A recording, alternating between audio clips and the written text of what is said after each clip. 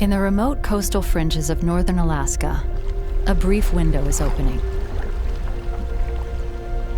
Winter's darkness is yielding to a sun that won't set for the next 3 months. As days lengthen, birds return, and life is given another chance.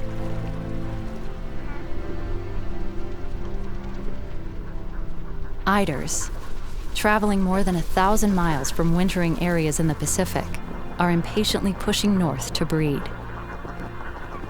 They follow the open water, the cracks in the sea ice. At the peak of their migration, hundreds of thousands can pass this point in a single day. Males are adorned in the bright colors of courtship. Females in colors that will hide their nests. Their success will be measured by the number of young they can produce before this seasonal window closes. The eiders won't be alone.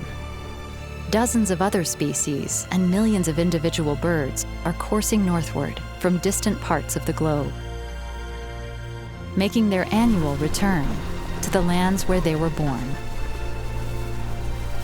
Coming to usher in a new generation in one of the most important Arctic wetlands in the world.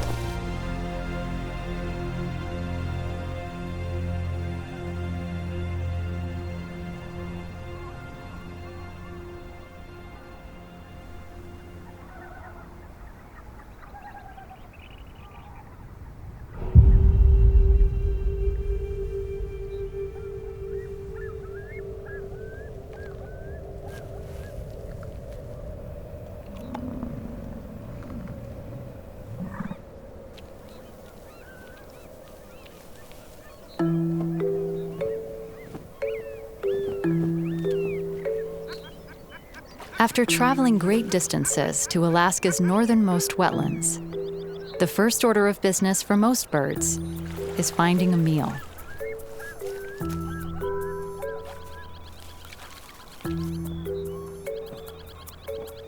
Where there's water, there's food. And open water attracts a crowd.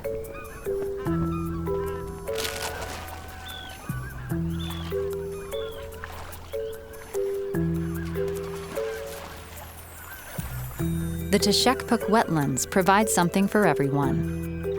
Birds can find food here regardless of how they feed or what they prefer to eat.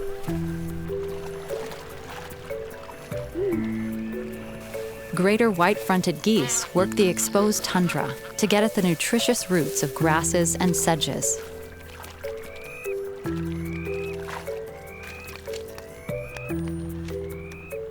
Stilt sandpipers and long-billed dowagers probe for invertebrates and pick last season's seeds released from the thawing ice.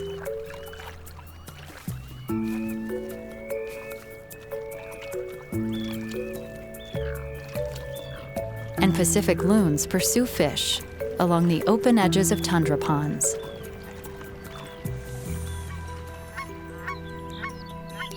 The abundant food that birds find in these wetlands fuels the breeding season. For birds that arrived alone, that means it's time to find a mate.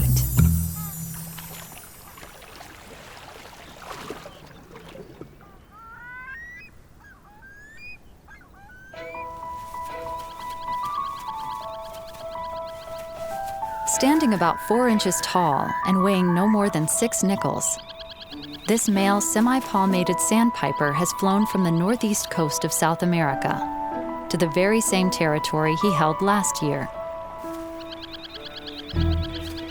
When you're a small bird trying to stand out in a vast windswept landscape, you need a strategy for attracting attention. The male semi-palmated sandpiper takes to the air.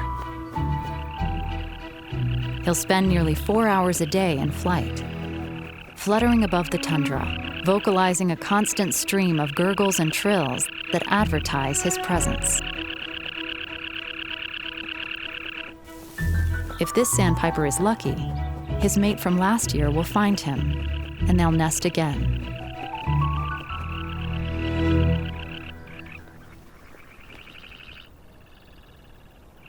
The male buff-breasted sandpiper is also small, but he has a completely different approach for attracting attention. Everything about his appearance resembles his surroundings, except one. Nothing stands out on this landscape like a brilliant flash of white.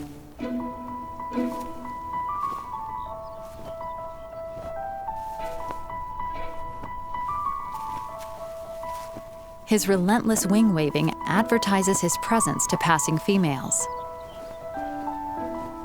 He's flown all the way from Argentina to be here, to compete with other males that maintain territories immediately adjacent to his. If he's flashier than the others, maybe he'll get the first shot at finding a mate.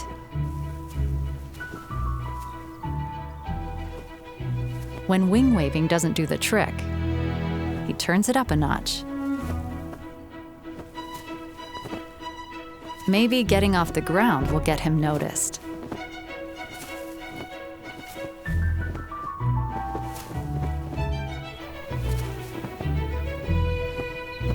His hard work appears to be paying off. A female has arrived on his territory. Turning his back to her, he preens his feathers, enticing her to come closer.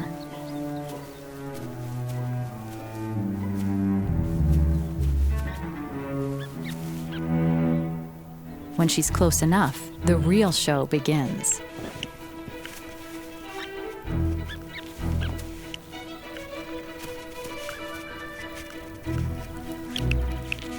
The sound and appearance of his courtship display are meant to impress.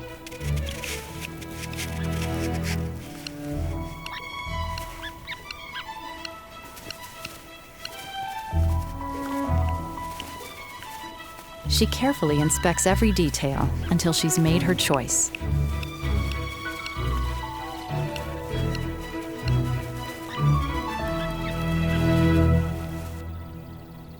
Once they've mated, the relationship ends, and she departs to nest and raise their chicks alone.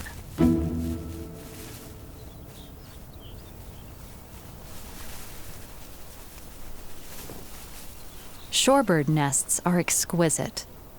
4 eggs, perfectly arranged for incubation and heat retention. Camouflaged and tucked neatly into the vegetation, their appearance is what keeps them safe.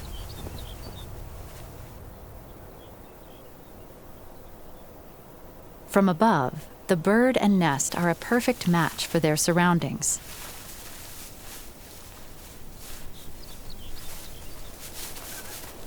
When still, shorebirds like this dunlin virtually disappear. If shorebirds are the masters of camouflage, tundra swans are the opposite. This couple used the same nest last year, but it needs some updating. The added height will provide a good vantage point to watch for predators that prowl the landscape.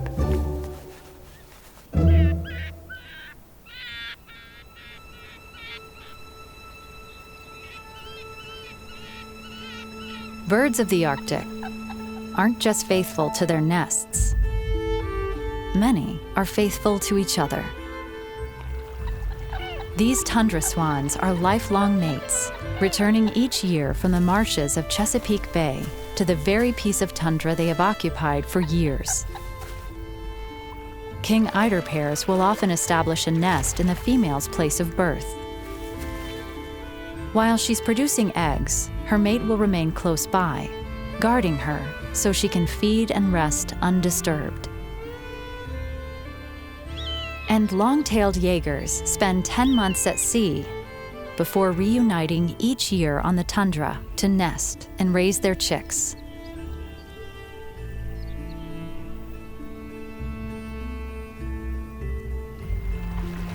Each species manages the breeding season differently, but the goal is always the same. In the case of this yellow-billed loon pair, The goal is to keep their 2 eggs safe and warm for the next 4 weeks.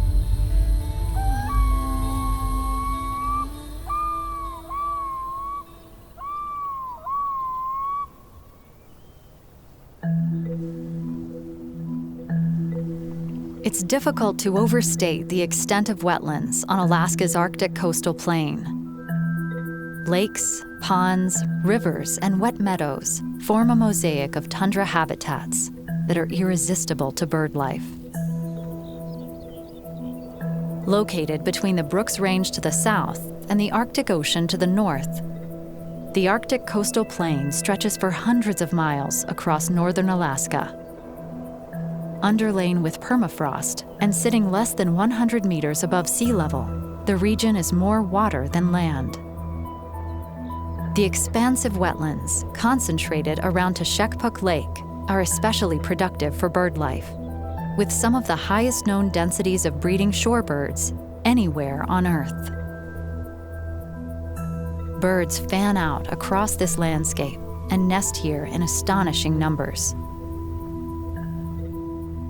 The coastal plain provides vast tracts of undisturbed habitat and an abundance of food.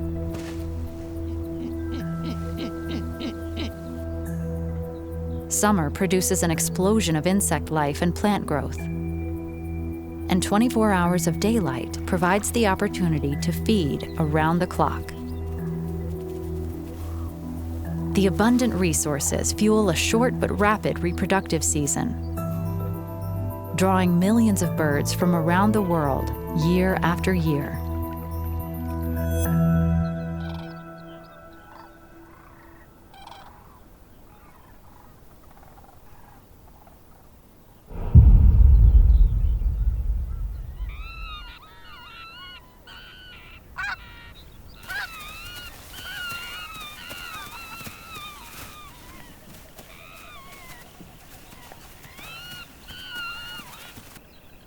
Almost a month has passed, and patience is paying off at the lakeside nest of the yellow-billed loons.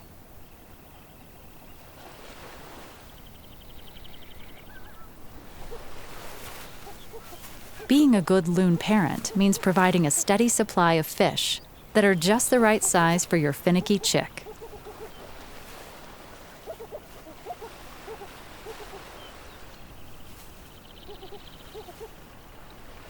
Within days of hatching, loon chicks join their parents on the lake and begin a life spent almost entirely on or under the water.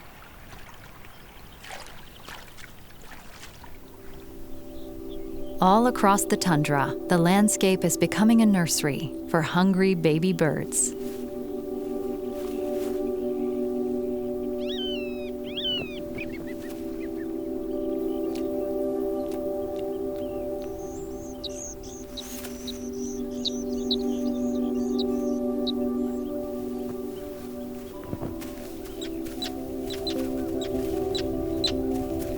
Shorebird chicks are on their own when it comes to food.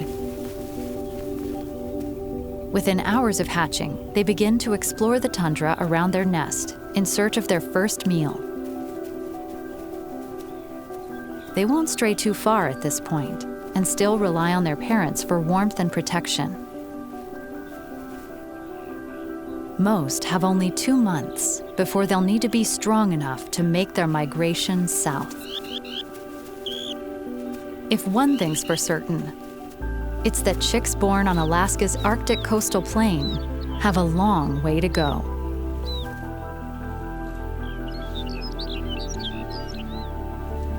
Greater white-fronted goose chicks will follow their parents to the coastal marshes of Texas and Louisiana. Brant will travel the Pacific coast to Mexico.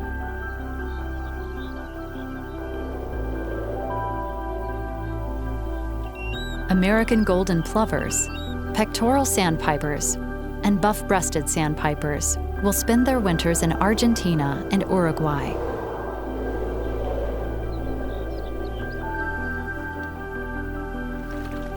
Red phalaropes and long-tailed Jaegers winter far at sea, off the coasts of Peru and Chile.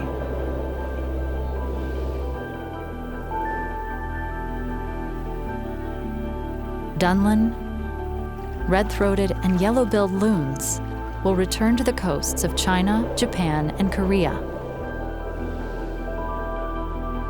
And many other species will migrate to wintering areas across North America.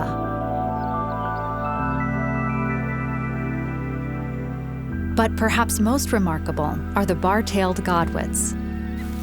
Their chicks, just 2 months after hatching, will travel nearly the entire length of the Pacific Ocean on a non-stop 7,000-mile flight to New Zealand.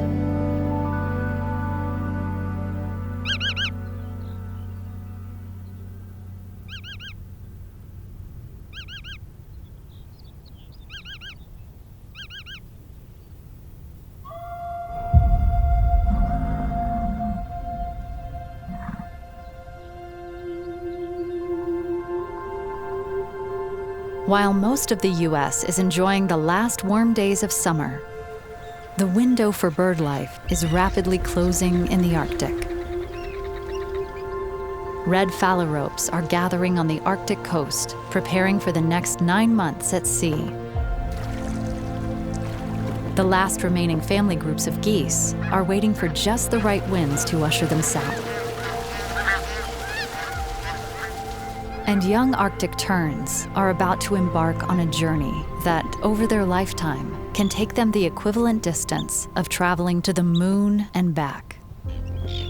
Yet, as they cross the globe, always on the wing in search of food, they'll never fail to return each year to this place. The birds born here, like their parents before them, will be forever devoted to this land. No matter what corners of the globe they may occupy, or how far they may travel. It's these vast wetlands, their birthplace, that they'll always have in common. The place they'll return to year after year, retracing the very steps of their own birth, taking advantage of a brief window to usher in a new generation of life in the pristine expanse of America's Arctic.